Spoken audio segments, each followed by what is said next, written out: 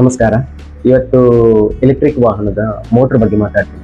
Electric ವಾಹನದಲ್ಲಿ motor ಹೇಗೆ function ಆಗ್ತದೆ ಅಂತ, ಮತ್ತೆ ಮೋಟ್ರಲ್ಲಿ ಎಷ್ಟು ತರದ ಮೋಟ್ರ್ ಬರ್ತದೆ. ಈಗ ಪೆಟ್ರೋಲ್ ಗಾಡಿಯಲ್ಲಿ ಆದ್ರೆ ಇಂಜಿನ್ ಬರ್ತದೆ, ಎಲೆಕ್ಟ್ರಿಕ್ ವಾಹನದಲ್ಲಿ ಹಾಗಲ್ಲ. ಎಲೆಕ್ಟ್ರಿಕ್ ವಾಹನದಲ್ಲಿ ಮೋಟ್ರ್ ಇರ್ತದೆ. ಮೋಟ್ರಲ್ಲಿ 3 ತರದ ಮೋಟ್ರ್ ಬರ್ತದೆ. ಒಂದು ಹಬ್ ಮೋಟ್ರ್ ಬರ್ತದೆ, ಮತ್ತೊಂದು ಮಿಡ್ ಡ್ರೈವ್ ಮೋಟ್ರ್ ಬರ್ತದೆ, ಥರ್ಡ್ ಒಂದು ಮೌಂಟ್ ಗೇರ್ ಮೋಟ್ರ್ ಅಂತ ಬರ್ತದೆ. ಇದು ಆಕ್ಚುಲಿ ಹಬ್ ಮೋಟ್ರ್ ಅಂದ್ರೆ ಸಾಧಾರಣ ಎಲ್ಲ ಎಲೆಕ್ಟ್ರಿಕ್ ವೆಹಿಕಲ್ ಅಲ್ಲಿ ಹೆಚ್ಚಾಗಿ ಬರೋದು ಹಬ್ ಮೋಟ್ರ್. ಹಬ್ ಮೋಟ್ರ್ ಅಲ್ಲಿ ಹೇಗೆ ಅಂದ್ರೆ ನಿಮ್ಗೆ ಮೋಟ್ರು ವೀಲ್ಗೆ ಕನೆಕ್ಟ್ ಆಗಿರ್ತದೆ. ಅದು ಹೇಗೆ ಫಂಕ್ಷನ್ ಆಗ್ತದೆ ಅಂದ್ರೆ ಇದು ಕಂಟ್ರೋಲರ್ ಇಂದ ನಿಮ್ಗೆ ಅಲ್ಲಿಗೆ ಪವರ್ ಬರ್ತದೆ, ಪವರ್ ಜನರೇಟ್ ಆಗಿ ಮೋಟ್ರು ಟೋಟಲ್ ಅಲ್ಲಿ ಮೋಟ್ರು ರನ್ ಆಗ್ತದೆ, ಮೋಟ್ರ್ ಓಕೆ. ಹಾಗೆ ಇನ್ನು ಮಿಡ್ ಡ್ರೈವ್ ಮೋಟ್ರ್ ಹೇಗಂದ್ರೆ, ಮಿಡ್ ಡ್ರೈವ್ ಮೋಟ್ರ್ ಅಲ್ಲಿ ವೀಲ್ಗೆ ಮತ್ತೆ ಮಿಡ್ಲ್ ಅಲ್ಲಿ ಮೋಟ್ರ್ ಬರ್ತದೆ ಗಾಡಿಗೆ, ಮತ್ತೆ ವೀಲ್ಗೆ ಕನೆಕ್ಟ್ ಆಗಿ ಚೈನ್ ಆರ್ ಬೆಲ್ಟ್ ಡ್ರೈವ್ ಇರ್ತದೆ. ಅದು ಹೇಗಂದ್ರೆ ನಿಮ್ಗೆ ಜಾಸ್ತಿ ಟಾರ್ಕ್ ಬೇಕಿದ್ರೆ ಅಂದ್ರೆ ಹೈ ರೇಂಜ್ ಪ್ರಾಡಕ್ಟ್ ಇರ್ತದೆ. ಅಂದ್ರೆ ನಿಮ್ಗೆ ಅದು ಹೆವಿ ವೇಟ್ ಹಾಕ್ಲಿಕ್ಕೆ ಮತ್ತೆ ನಿಮ್ಗೆ ಅದು ಹೇಗಂದ್ರೆ ಸ್ವಲ್ಪ ಟಾರ್ಕ್ ಸ್ಪೀಡ್ ಎಲ್ಲ ಜಾಸ್ತಿ ಇರ್ತದೆ ಅಷ್ಟೇ.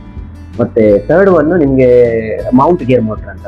ಅದು ಸಾಧಾರಣವಾಗಿ ಹೆಚ್ಚಾಗಿ ಹೈ ಎಂಡ್ ವೆಹಿಕಲ್ ಅಲ್ಲಿ ಬರ್ತದೆ. ಅದೇ ಯಾಕಂದ್ರೆ ಮೋಟರ್ ವೆಹಿಕಲ್ಸ್ ಎಕ್ಸ್ಪೆನ್ಸಿವ್ ಇರ್ತದೆ. ಹೇಗಂದ್ರೆ ಅದರಲ್ಲಿ ನಿಮ್ಗೆ ಇಂಜಿನ್ ಹೇಗೆ ಡಿಸೈನ್ ಆಗಿರ್ತದೆ ಅದೇ ತರ ಇದು ಸಹ ಡಿಸೈನ್ ಆಗಿರ್ತದೆ. ಹೆಚ್ಚಾಗಿ ಹೈ ಎಂಡ್ ಮೋಟರ್ ಎಲ್ಲ ಹೈ ಎಂಡ್ ಪ್ರಾಡಕ್ಟ್ ಅಲ್ಲಿ ಇರ್ತದೆ. ಮೋಟರ್ ಹೇಗೆ ಅಂದ್ರೆ ಅದರಲ್ಲಿ ಆಯಿಲ್ ಸಹ ಹಾಕುವಂತ ಇರ್ತದೆ. ಗೇರ್ಗೆ ಒಂದು ಆಯಿಲ್ ಇರ್ತದೆ, ಅದು 10,000 ಕಿಲೋಮೀಟರ್ ಚೇಂಜ್ ಮಾಡೋದು ಆ ತರ ಇರ್ತದೆ. ಈ ಹಬ್ ನಿಮ್ಗೆ ಹೆಚ್ಚಾಗಿ ಇಕನಾಮಿಕಲಿ ಚೀಪ್ ಇರ್ತದೆ. ಹಬ್ ಮೋಟರ್ ಅಲ್ಲಿ ನಿಮ್ಗೆ ಪ್ರೈಸ್ ಆ ವೆಹಿಕಲ್ಗೆ ಕಡಿಮೆ ಇರ್ತದೆ. ಯಾಕಂದ್ರೆ ಈಗ ನೀವು ಸಾಧಾರಣ ಒಂದು ಲೋ ಬಜೆಟ್ ಅಲ್ಲಿ ಗಾಡಿ ತಗೊಂಡ್ರೆ ಅದು ಆಕ್ಚುಲಿ ಒಂದು 60 ಕಿಲೋಮೀಟರ್ ರೇಂಜ್ಗೆ ಗಾಡಿ ರನ್ ಆಗ್ತದೆ. ಆ 60 ಕಿಲೋಮೀಟರ್ಗೆ ನಿಮ್ಗೆ ಒಂದು ಸಾಧಾರಣ ಒಂದು 50,000 ರೇಂಜಲ್ಲಿ 45-50,000 ರೇಂಜಲ್ಲಿ ಪ್ರೈಸ್ ರೇಂಜ್ ಇರ್ತದೆ. ಆ ರೇಂಜಲ್ಲಿ ಗಾಡಿ ನಿಮಗೆ ಹಬ್ ಮೋಟರ್ ಅಲ್ಲಿ ತಗೊಂಡ್ರೆ ನಿಮ್ಗೆ ಇಕನಾಮಿಕಲಿ ಚೀಪ್. ಯಾಕಂದ್ರೆ ಅದು ರಿಪ್ಲೇಸ್ಮೆಂಟ್ ಕಾಸ್ಟ್ ಚೀಪ್ ಆಗ್ತದೆ, ಮತ್ತೆ ರನ್ನಿಂಗ್ ಸಹ ಒಳ್ಳೆ ಬಾಳಿಕೆ ಬರ್ತದೆ.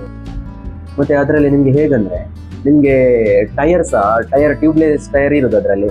ಆ ಟ್ಯೂಬ್ಲೆಸ್ ಟೈರ್ಗೆ ಹೇಗಂದ್ರೆ ನೀವು ಪಂಕ್ಚರ್ ಆದ್ರೆ ಅಲ್ಲೇ ಪಂಕ್ಚರ್ ಮಾಡ್ಕೊಳ್ಬಹುದು, ಮತ್ತೆ ತೆಗಿಬೇಕು ಅದೆಲ್ಲ ಏನು ದೊಡ್ಡ ಸಮಸ್ಯೆ ಇಲ್ಲ. ಮತ್ತೆ ಮಿಡ್ ಡ್ರೈವ್ ಮೋಟರ್ ಅಲ್ಲಿ ಆದ್ರೆ ನಿಮ್ಗೆ ಪಂಕ್ಚರ್ ಮಾಡುವಾಗ ತುಂಬಾ ಟಫ್ ಇರ್ತದೆ. ಯಾಕಂದ್ರೆ ಹೆಚ್ಚಿನ ವೆಹಿಕಲ್ ಅಲ್ಲಿ ಮಿಡ್ ಡ್ರೈವ್ ಮೋಟರ್ ಅಲ್ಲಿ ನಿಮ್ಗೆ ಮಿಡ್ಲ್ ಅಲ್ಲಿ ಸ್ಟ್ಯಾಂಡ್ ಇರಲ್ಲ. ಮತ್ತೆ ಸಾಧಾರಣ ಈಗ ಟೈರ್ ಶಾಪ್ನವರು ತೆಗೆದು ಹಾಕುವಾಗೆ ಸಹ ಇಲ್ಲ. ಅದು ಯಾಕಂದ್ರೆ ಅದ್ರ ಬೆಲ್ಟ್ ಕನೆಕ್ಟೆಡ್ ಆಗಿರ್ತದೆ. ಹಾಗಾಗಿ ನೀವು ಶೋರೂಮ್ಗೆ ತಗೊಂಡೋಗ್ತಿರ್ತದೆ ಒಂದನೇದಾಗಿ. ಮತ್ತೆ ಬೆಲ್ಟ್ ಏನಾದ್ರು ಕಟ್ ಆದ್ರೆ ನಿಮ್ಗೆ ಅದು ಮಿಡ್ ಆಫ್ ದಿ ರೋಡ್ ಎಲ್ಲ ಅದು ಬೆಲ್ಟ್ ಕಟ್ ಆದ್ರೆ ಅಲ್ಲಿಗೆ ಸೈಡ್ ಹಾಕ್ಬೇಕು, ಇಲ್ಲಾಂದ್ರೆ ಟೋ ಮಾಡ್ಬೇಕು. ಅಲ್ಲಿ ಕಂಪನಿಯವರು ಬಂದು ರೆಡಿ ಮಾಡುವಂತ ವ್ಯವಸ್ಥೆ ಇಲ್ಲ ಅದಕ್ಕೆ.